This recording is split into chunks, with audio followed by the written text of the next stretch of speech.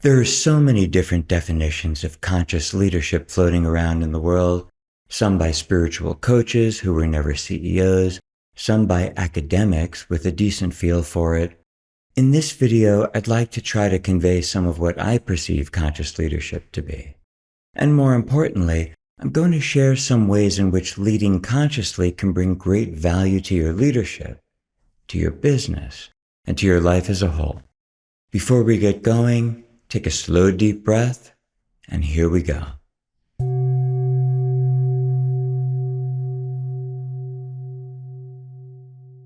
Conscious leadership is more than what we do, it's what we become. And it makes a qualitative and quantitative difference in how we live our lives and lead our organizations.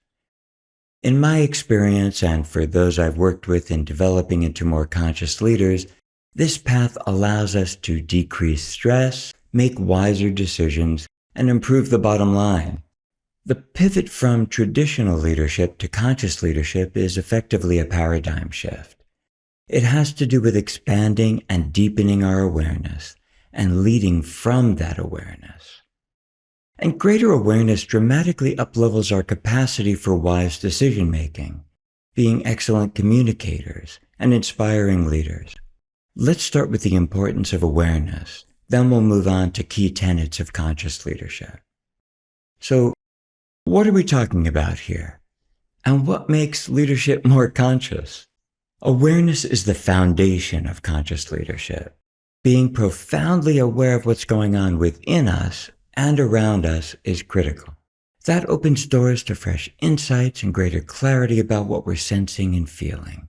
That awareness provides a ton of rich information we need but rarely have access to.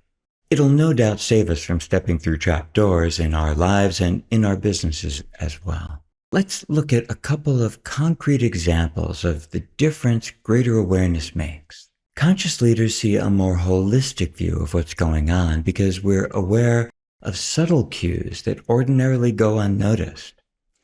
This means we're actually seeing more refined data.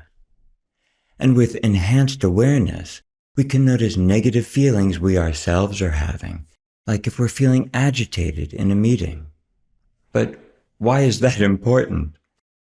Because aware of agitation we're feeling, we can give ourselves an opportunity to see what's irritating us and to deal with the source of it directly instead of unconsciously lashing out, creating another headache to deal with.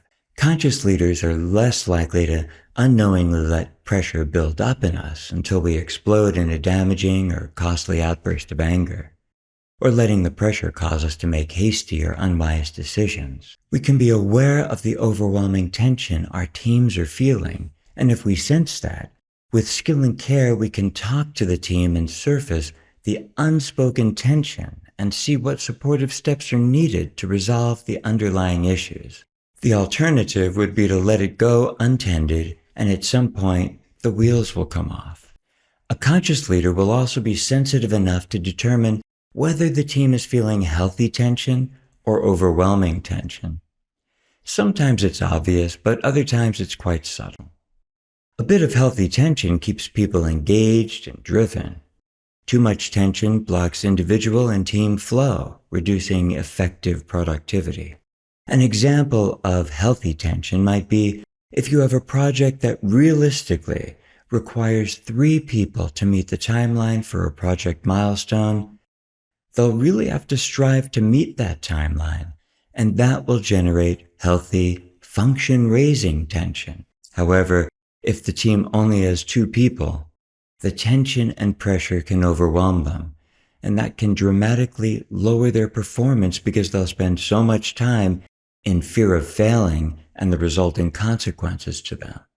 Our job as conscious leaders is to listen, to sense what's going on in our organizations and to respond, and to train our vice presidents, directors, managers, and supervisors to really learn to listen and sense in these ways I'm describing. And you'll find that as you grow conscious leadership throughout the organization, the company and its productivity can rise to new levels. So, what are some key tenets to conscious leadership? As conscious leaders, We approach our teams, clients, and customers, our decisions, from an empowered, grounded, calm, and compassionate way of being. As we make our assessments, we'll incorporate more than just our mind's intelligence.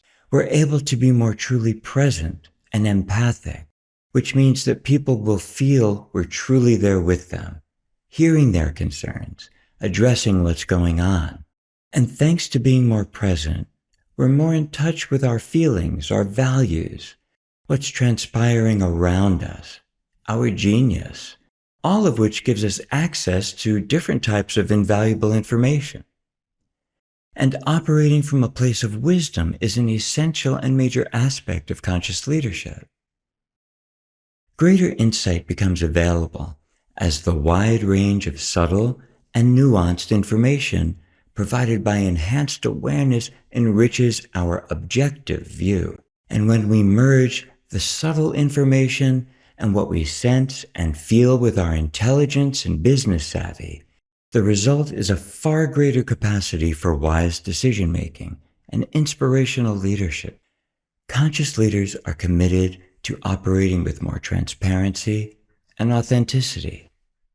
Here again, awareness is crucial because we need to have sufficient self-awareness to know what there is to be transparent and authentic about, and to know whether or not we're actually being transparent and authentic. Let me say that again.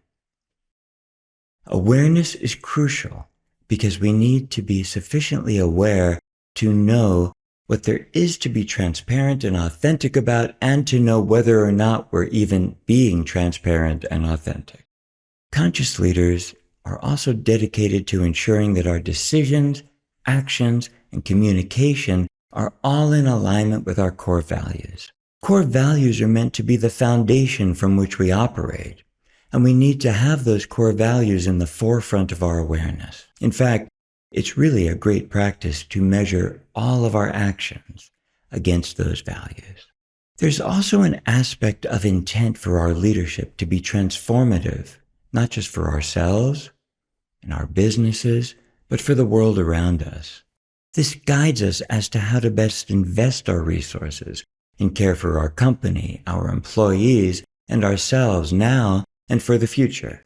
This proactive approach is a sure sign of evolving leadership, and it recognizes that issues must be addressed head-on rather than swept under the rug and ignored because the issues may be uncomfortable or inconvenient.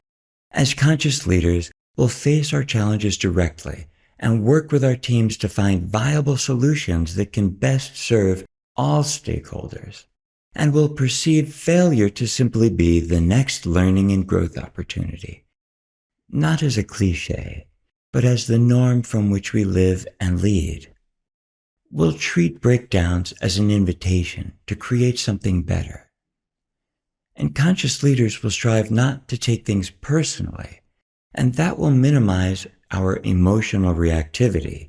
This alone dramatically reduces everyone's stress. Finally, conscious leaders have an evolving awareness of what makes us who we are, what motivates us, and what drives us to behave as we do. We're becoming more and more comfortable in our skin, more present and grounded, learning how to best serve and enjoy all that life and leadership has to offer. I invite you to take the journey with me as we explore how conscious leadership can improve the flow and functionality of our organizations and bring greater satisfaction and abundance and joy to our lives.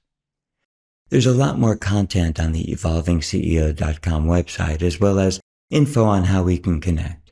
I'll leave the link down below so you can check it out. Until then, lead wisely.